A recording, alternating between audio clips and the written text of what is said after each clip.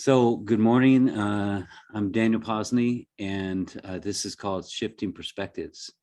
And it's just 20 minutes, maybe 30 minutes at the max, just to shift perspectives about how you feel about life and what's going on in your life. And this morning, I was kind of looking for a topic. And like what really works for me is when I just let go and allow the idea to come in. And what came in today was about what I do and how I do it.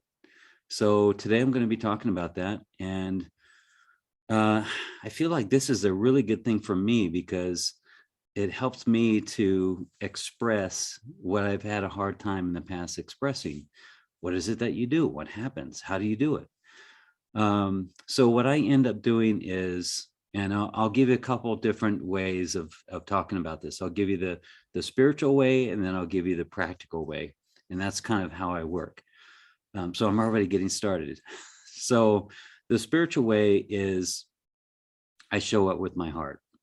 And really that's what's happening is I've learned over the years how to clear myself as much as possible, to be in my heart as much as possible, to clear away whatever baggage that I've carried with me so that I can let the ideas that come from higher consciousness outside of my own mind to have them come through. So really, at the very basic basis of it is I show up with my heart. And that's something that everyone can do. If you're on this call to maybe learn how to do more of that, or how to improve your session work, or being a practitioner, or maybe you just want to, get more clear in your life. The thing that I realize is that when I'm showing up in presence and listening to somebody and really looking at them, not like I have something and they don't, or I've done more work than they have. I have no idea what they've gone through and the path that they're on. I have no idea about their multiple lives that they've lived. Maybe they've been what I am and multiply that by 100. I have no idea. So I stay away from any judgment about that. I just show up saying, I attracted someone very similar in vibration to me, and I have something for them and they have something for me. So that's really kind of how things work, or what happens. And I guess to kind of narrow down what type of work I do, I would say that I am a spiritual alchemist. And the alchemy part is about taking one thing and raising it to a higher frequency or to a higher vibration. So with the spiritual lean on it, you could also call it psycho-spiritual counseling. That's another good term for that. We're all just walking each other home, and I'm part of the walking. So the titles and topics of sessions that I do, again, they can be broken up into all different categories and session names, and very creative session names. But when you really come down to it, it's everybody coming back to love. If you really go to every single session, the balancing masculine and feminine, healing from emotional trauma, relationship work, spiritual awakening, inner child work, all of it is just coming back to love. And from what I've learned is we all have certain resistance to love, that kind of divine, unconditional, pure love. And so we make up little stories to keep ourselves separate from that. The reason why we get sick, the reason why we have illness, is all based on this whole concept of where we're resisting love, or we're resisting our own divine nature, or we're resisting God. So that's the spiritual take on everything, that the more that we could come into love completely. So I have this idea. I wonder that, is it true that when we die, because of the letting go of the body, we also have a letting go of responsibility. We have a letting go of perceptions and ideas and beliefs and all the triggers that we've held. Is that the reason why we go into we're able to go into the non-physical, that we're able to go into what people call heaven. And could we do that before our physical body dies? So I guess that's another way of saying what I do is I help people prepare for death. I kind of like saying that because it's just fun, but I help you prepare for death by having you come fully into love.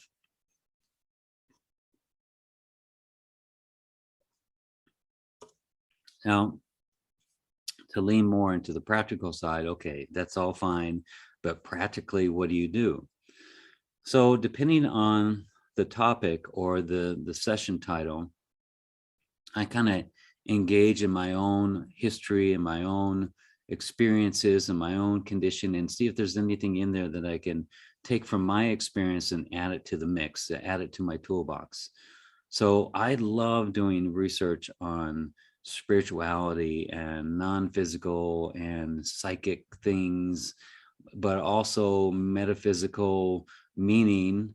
So metaphysical means going beyond physical. So it's not such a crazy idea when you think that there are things that are more energetic and beyond physical. So I love finding out more about myself and more about everything around me, the energetic properties of those things. And there's some real science in all that. And the other part that I like engaging in is psychology. What is psychology? How do they talk about these things? And so I can kind of maybe use some words that help someone understand where they're coming from and what their life has been going like. And then the other part is a little bit of quantum physics in there too, just like kind of engaging in experiments that have been proven through science that we're all connected, that we create our reality and all those kind of things. And I just kind of flavor what I do with a little bit of that. But really, if I have take all that information and all that research, really the thing that's the most, that contributes the most is my heart and my direct experience. When I can go into a room with somebody and say, yep, I can empathize with you, and this is the same vibration that I was in before, and it's no big deal.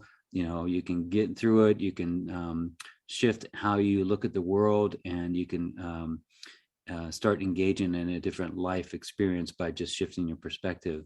So it really helps so that that I've had all this experience with being down in the dumps, being sad, being depressed, thoughts of suicide, drugs, alcohol, marriage, divorce, kids, all that stuff is all stuff in my toolbox that I can engage with somebody and look at where I was and look at where I'm now and tell someone how I got to where I am now, which is a place of pure happiness every single day. Every day just keeps on getting better and better, and I don't question it anymore. And the stuff that happens now that is so what I would call serendipitous or synchronistic is not synchronistic anymore. It's just life for me now, and I want to share that. So I know that I can engage with someone on how I used to be with how they are now, and then what they are becoming, what they're coming into. And I'm so excited about that because when I was in that mix of not knowing where to go, a little bit lost, and feeling like, is this it for my life? I was a bit stubborn and resistant to asking for help. Like I didn't want to get a teacher that was full of crap. So I didn't seek out a teacher at all. And I didn't feel that retreats would give me what I really needed. So I didn't look at all. So it kind of, but just that's the way I kind of worked, I was kind of stubborn that way. And my soul, my being is all about doing it the way that I'm going to do it.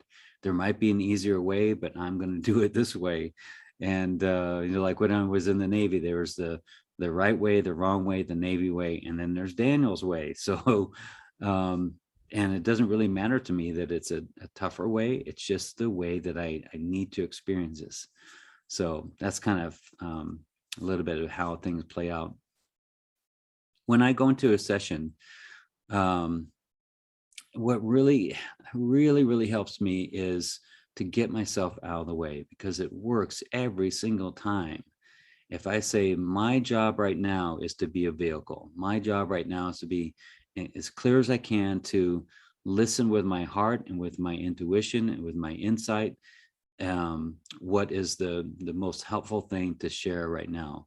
And I'm attracting people that are ready to have this shared with them. I'm not, I don't think I do a lot of sharing my opinion about something without someone asking. I do my best to give support to somebody when they ask for it.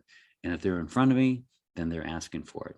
So I do a lot of asking questions, and then there's a certain amount of that questions can't really get to the different perspective that we're leaning into. So I'll ask them questions about how they feel about this and what they think the answer might be. But if they can't quite get to the answer that we're going into, I'll give them the answer. And that's the part that kind of causes a real big shift in awareness. And things like, you're pissed off at your ex and they treated you this way. Well, could it be that you have also felt this way in your childhood? So you can stop blaming your ex. That's another one that's just kind of, wow, that really, I don't want to let that go. I don't want to let that anger go towards this person. I want to just stay in my mind wants to stay in anger. And that's the other thing that I'll point into is that everything that you're saying that that you feel about something you want to hold on to, not forgiving and want to stay in anger, that's not really you. That's your mind that wants to stay in that. You are the one that's aware of all this stuff. And that's another concept that always is a great thing to introduce with somebody, is that they can start to let themselves go from being so connected, so attached, and so identified with the thoughts and beliefs and conditioning of the mind. And so it's a combination of direct experience, a combination of really listening and hearing and being compassionate and empathetic with that, and then bringing in a shift in consciousness. So there's really 3 steps that kind of narrow down to what happens. The first step is discovery. So there's them telling me the story, and I tend to listen to, I don't know, about 10, maybe 15 minutes of story, and then I've got enough. Then we're starting getting into the details, stuff that I don't need to hear about. And it's just getting the essence of it and the energy of it, so we can kind of nail it down to the theme of the story. So once that's discovered, then now you kind of get to, okay, this is how they've been feeling in their life. And any more than that just kind of starts to be detrimental. And then some people actually start to take over the session about their story and going on and on. You got to really rein those people in. And then the other part, once you've got the discovery, once I have the discovery, there's a certain amount of, I guess I'd call it interruption, or some kind of sound, or some kind of sound therapy that disrupts the mind pattern. So sometimes that's didgeridoo, sometimes it's crystal bowl or drumming, or getting out on the land. Breath work is another great one. Something to cause the person to get a reference point of their divine nature. So their mind is running, our mind is playing out these programs, and it's running all the time. But if you can get in there with, even some bells and gongs or something to show them that they exist without the mind, without the need for the body and the mind, that they exist as awareness. So when you play a drum in a certain beat, like 120 beats per minute, or you play the gong and didgeridoo in sort of a trance kind of a way, the brain goes into a theta state, and you get to have this feeling of, wow, I'm just perfectly fine being in awareness. So that's a really good thing for me to introduce to the person and have them experience love as a vibration. And then we can start to work in integrating new ideas about themselves, or shifting their perspective about things.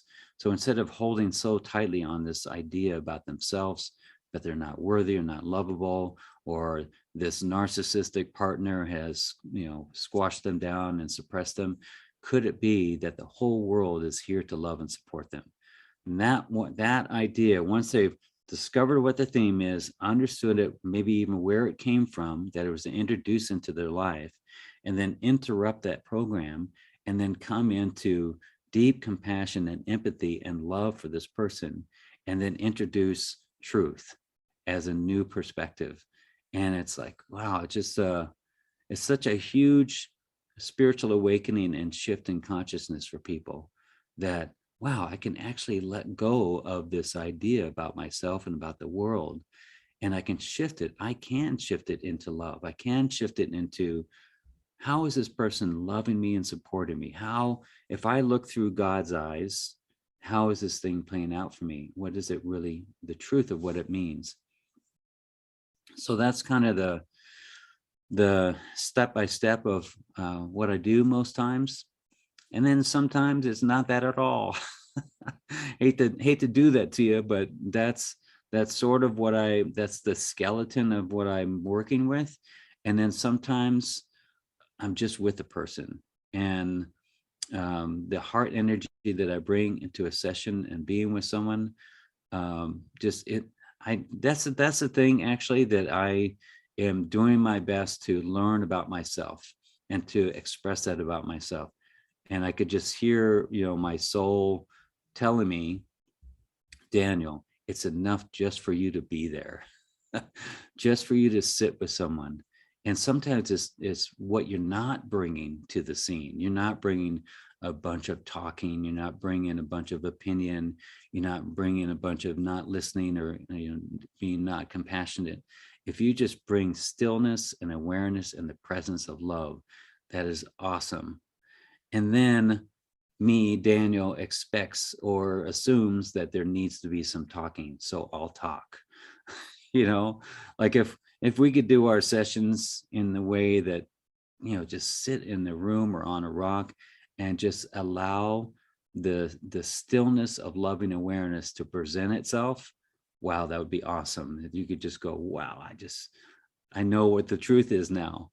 But kind of the realm that we're in, there's a little bit of a mixture of, there's some loving awareness to be felt, but there's also some need to satisfy the mind. And so I'm kind of playing with that all the time. The other thing that I use, I have these little cards, and here they are right here. These are the little lose yourself in love cards. And those came to me years ago, and they're just little sayings about the universe, about our life, about awareness, about triggers, all kinds of little topics. And sometimes we'll just pull a card, and of course that card will be the perfect card.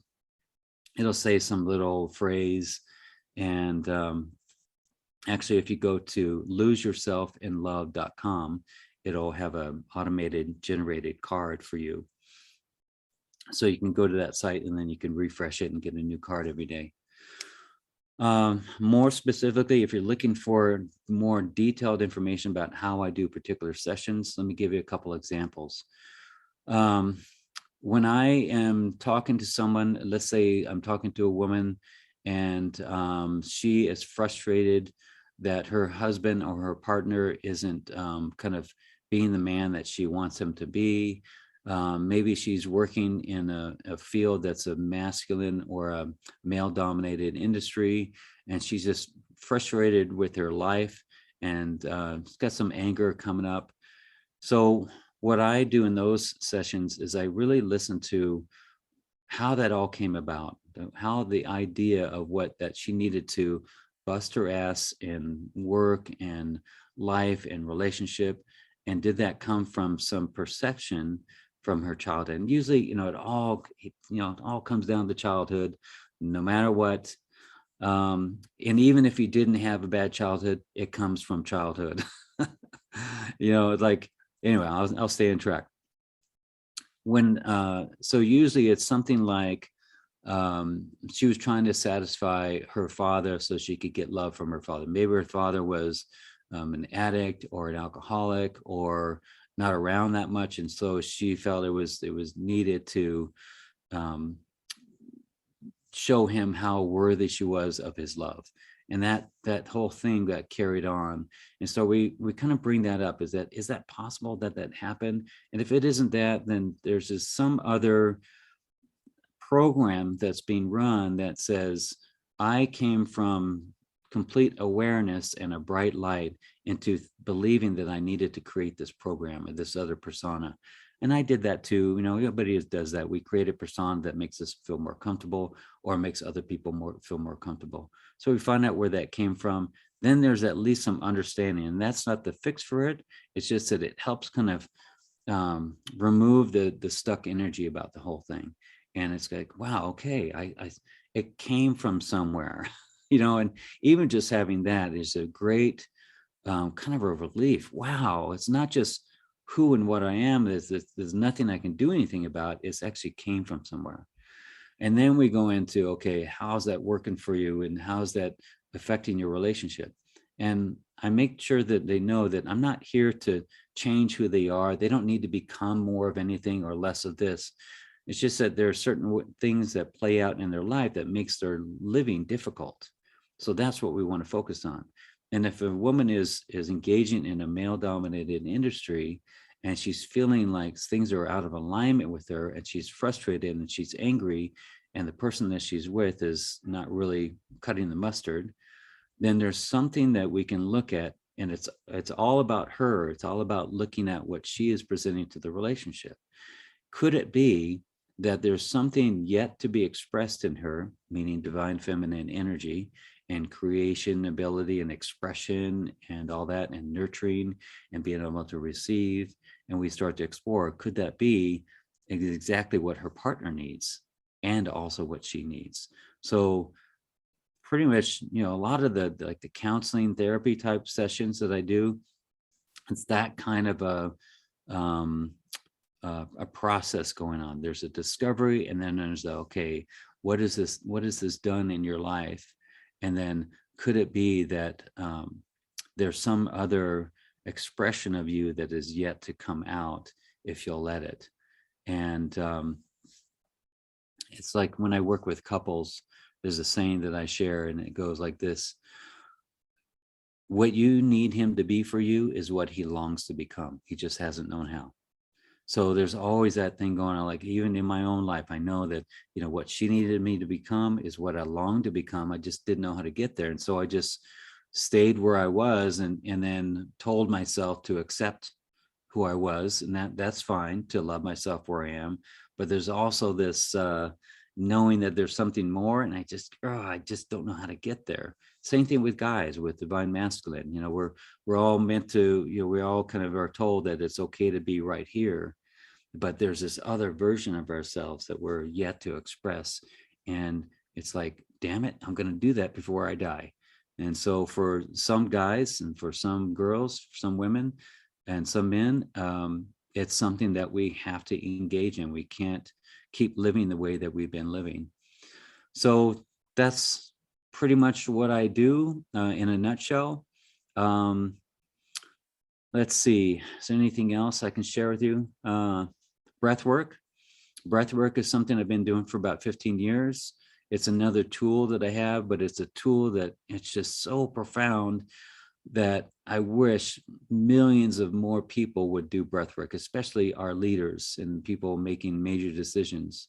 There were especially like people that are engaging in war and stuff like that. Man, if more people did breath work, I swear it's just it's a life-changing experience. Breath work, what I'm talking about, is not yoga breathing. It's not ujjayi breath. It's not fire breath. It's not pranayama. It's intensive, cathartic, transformational breath work where you're breathing for a long time, and it's a lot of work, but it has the ability to give you a reference point of your own divine nature, so you can physically and energetically, emotionally experience it. So that's another powerful tool that I have. And the way that I do that is a person would lay down on the floor on a mat, eyes blindfolded, and I'm playing evocative music while we're both engaging in this breath work. And so I've been doing it for so long that I can really tell the subtle signs of somebody that needs to go deeper or somebody that needs to be pulled back.